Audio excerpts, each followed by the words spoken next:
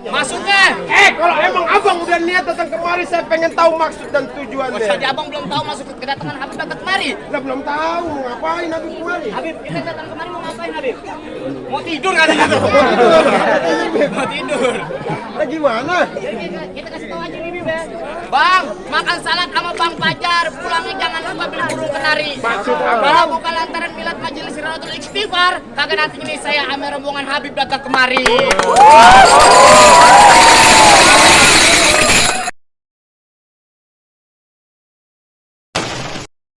Muka gue, jember.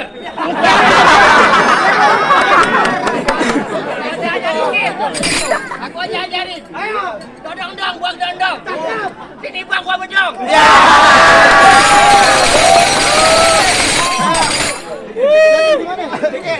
Ayo, lawan. Udah pukul aja ya. Bang aja